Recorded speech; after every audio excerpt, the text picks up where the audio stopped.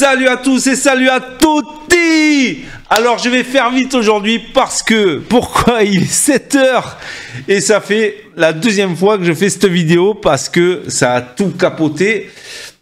Il n'y avait pas le son. Pourquoi? Il y a une raison à ça et c'est ça, je voulais vous en parler. J'ai changé complètement tous mes écrans et on va parler un petit peu matos. Comme sur les marchés, il se passe pas grand chose et je vais vous l'expliquer après. On va faire Nasdaq, pétrole et gold aussi juste après. Mais je vais vous parler un petit peu de matos et comment je suis configuré. Ça peut intéresser 2-3 personnes dans le public. Allez, je vous montre ça. J'ai pris une photo de ma config, de ma nouvelle config. Alors, regardez, ça, c'est comment je suis installé. C'est mon mode de fonctionnement. Et je vais vous expliquer. Alors déjà, vous pouvez remarquer que je n'ai pas de chaise. Je n'ai pas de chaise. J'ai un tabouret. À côté, il y a un tabouret. J'ai des bureaux assis debout. Et ça, moi, je vous le recommande. Pourquoi je vous le recommande? Parce que quand c'était avant, j'étais dans un bureau normal, en fait, un bureau où j'avais mon fauteuil de ministre, comme ça, un fauteuil de ministre. Et donc, je me levais le matin, j'allais dans mon fauteuil de ministre, je finissais à midi, j'allais m'asseoir pour manger. Je revenais dans mon bureau, je m'asseyais dans mon fauteuil de ministre pour trader. Et oui, et après, que je faisais? Je me levais pour aller manger, et après manger, j'allais dans mon canapé, et après j'allais dormir. Mais à quel moment on peut vivre comme ça pendant toute l'année, en fait? C'est pas possible. Du coup, j'ai dit, allez, on vire-moi toutes les chaises. Allez, la poubelle, et puis bureau assis debout. C'est le top du top. Pourquoi? Ça donne la patate dès le matin. Et vous êtes tout le temps... Alors, bien sûr, ça piétine. Alors, il y a même des kinés qui vont me dire c'est pas très bon pour... C'est pas grave. Ça donne du tonus. Ça donne du tonus et vous êtes plus en alerte. Et puis, on est plus réveillé, en fait. Voilà. Moi, c'est l'expérience que je peux vous donner sur ça. Je vous le conseille. Les bureaux assis debout, c'est vraiment le top. Ensuite... Point de vue écran, j'ai changé ce que vous voyez à droite. J'avais 6 écrans complètement dépareillés et du coup ça me plaisait pas beaucoup. Bon voilà. Et donc j'ai acheté 4 écrans incurvés Eliama 34 pouces. Ah ouais, là vraiment je peux en mettre de partout et il me reste de la place pour mettre des petits trucs. Mais c'est incroyable. C'est comme si j'avais 8 écrans. Alors, pour ça, quand même, attention, j'ai 2 cartes graphiques et quand même qui sont performantes. 2 cartes graphiques performantes. Hein. Donc, une carte graphique performante peut gérer deux écrans comme ça, mais 3, je sais pas, en fait. Donc, on a mis 2 écrans et 2 écrans. Voilà, et là ça marche très bien. Il faut les configurer. Alors, il y en a 2 en HDMI et 2 en DisplayPort parce que il se trouvait que l'autre on avait fait 2 HDMI et ça marchait moins bien en fait sur un des écrans. Donc, donc un HDMI, un DisplayPort par carte graphique. Et là, c'est bien équilibré. Il y a tout. Alors, le souci, la galère que vous pouvez avoir quand vous changez comme ça d'écran, je ne croyais pas que c'était possible. En fait, j'ai tout rebranché. Moi, j'ai un hub, vous savez, les hubs clé USB. Et j'ai pas dû rebrancher comme c'était avant. Mais en fait, du coup, mon Google, mon YouTube, il tournait en boucle. C'est quand même bizarre comme panne, parce que quand je prends des vidéos que j'ai enregistrées, ça marchait, sur VLC par exemple, ça marchait, mais sur Google, ça marchait pas. Incroyable. Et quand j'ai regardé dans les forums, ça arrive à plein de monde que les vidéos Google tournent en boucle. Donc j'ai vérifié les cookies, j'ai tout viré, les cookies, tout ce qui me recommandait, ça marchait pas. Et en fait, ça venait de mon port hub qui crée la merde un petit peu sur mes cartes graphiques. Donc on a tout rebranché en direct sur le PC. Et là, bim, ça fonctionnait. Même la webcam, on l'a branché directement sur le PC. En fait, c'est pas terrible finalement, c'est port hub. Alors, ça me sert pour le Stream Deck. Là, ça va. Tout ce qui est pas important, on va dire, ça va. Mais tout ce qui est vital, branchez-le directement sur le PC. Hein. Ça va vous créer des désordres. Hein. Donc voilà. Et ces 4 écrans. Alors, là, je suis vraiment au top du top. Je suis vraiment bien. Et du coup, j'ai Profithread avec Volumetrica. Et là, j'ai pu mettre 3 triptyques avec des triptyques 30 minutes, 5 minutes, 1 minute, par exemple. Donc, avec Volumetrica, donc je surveille en même temps le gold, le pétrole et le Nasdaq.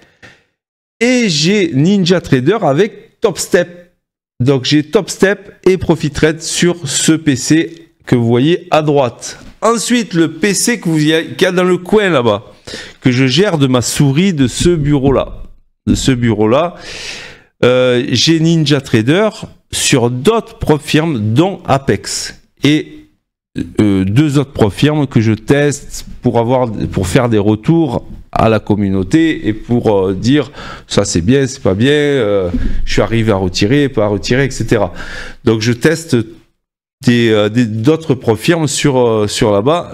Et puis j'ai Apex. J'ai Apex qui est sur l'écran. Et puis vous voyez, il y a 2 34 pouces aussi qui sont sur la gauche complètement. Et là, c'est mon fils qui traite de là. Ou alors, quand il est pas là, ben, je m'en sers pour d'autres prop firmes. Voilà, je suis bien. Assis debout. Et puis, je suis bien dans mon bureau maintenant. Enfin, j'étais bien hein, dans mon bureau, mais du coup, on améliore.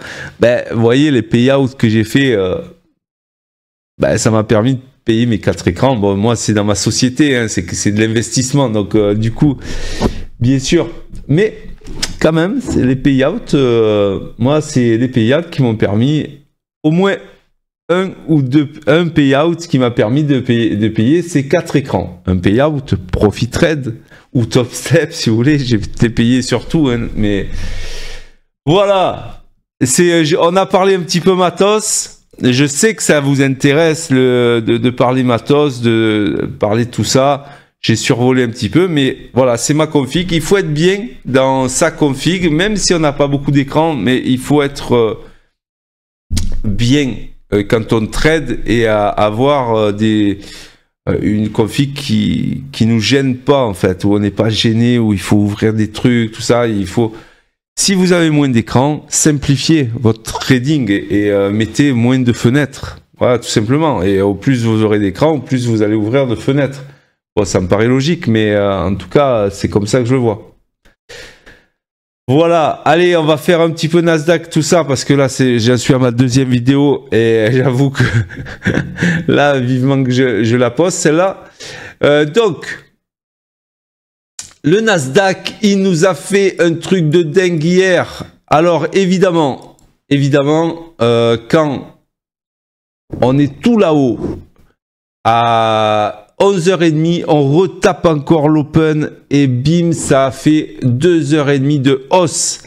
Et donc là, évidemment, c'est ce qu'on a essayé de faire. On a acheté l'open.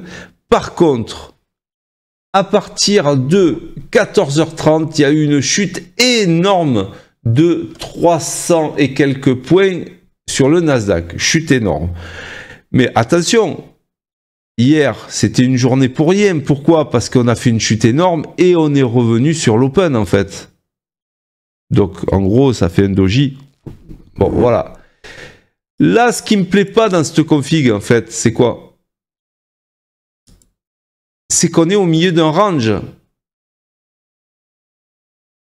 c'est qu'on est au milieu d'un range et que là, maintenant, qu'est-ce que je vais choisir? Ben non, je vais sûrement pas choisir le day trading pour trader le Nasdaq. C'est soit ça récupère les bas et puis on essaie d'acheter, soit ça récupère les hauts.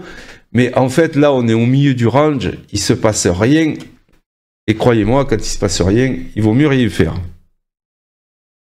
Donc, une journée pour se faire peur. On est en formation de triangle, une formation d'hésitation extrême. Bon, ben, peut-être qu'on va même pas trader, ou alors on va se mettre en petit micro et on va faire du petit scalping parce que ça ne bouge pas sur le Nasdaq. Allez, on va aller voir le gold. Le gold. Par contre, le gold, bim, lui, il a gardé sa dynamique. Pourquoi? Parce qu'il a tapé sa VWAP mensuelle. On est passé au-dessus et jamais on est arrivé à répéter l'open ou la VWAP mensuelle. Et ce matin, on repart de là pour faire un plus haut. Donc, le gold garde sa dynamique haussière. Alors, il aurait fallu acheter à la première vidéo, on était en bas, que j'ai fait. Et je vous disais que c'était le moment d'acheter. Mais voilà, on se retrouve maintenant en haut. Donc, là, maintenant, c'est trop tard. Il va falloir attendre un repli. Mais on garde la dynamique haussière avec le gold. Ça, c'est intéressant. Jusqu'où il va aller, j'en sais rien. Peut-être sur les 28,84. 28,84. Allez, on passe au pétrole. Le pétrole, regardez, hier, je me rappelle l'analyse, je vous disais, ouais, je préfère acheter le pétrole, de toute façon, au-dessus de l'open. Et à partir de 8 heures, bim, on est allé sur la VWAP mensuelle. VWAP mensuelle, et là, on l'a retesté une deuxième fois à partir de midi. On est allé tout en haut. Et là, à partir de 14 heures, comme le Nasdaq, on a chuté très lourdement. Mais tout ce que vous voyez en chute lourde, finalement, quand vous vous mettez sur le weekly, on reste sur des ranges, sur le bas de range weekly. En fait, il se passe rien. Chaque fois qu'on vient sur ces bas de range, on remonte. Donc, en gros, c'est des mouvements de range. En fait, des gros mouvements de range. Donc là, ben, du coup, on est sous l'open. On peut aller chercher les bas. Moi, si ça va chercher les bas, j'essaie d'acheter. Sur des phases de retournement, bien sûr, hein, pas à l'aveugle. Et si ça passe open par le haut, ben, j'essaie d'acheter. En tout cas, je suis bas de range weekly, je vais essayer d'acheter. Ok? Voilà, ça c'est mes plans. Allez, on a parlé de la config, PC, tout ça pour une fois. Je vous laisse, je vais essayer de poster au plus vite cette vidéo. Et je vous dis à demain, soyez prudents et mettez des stops. Salut!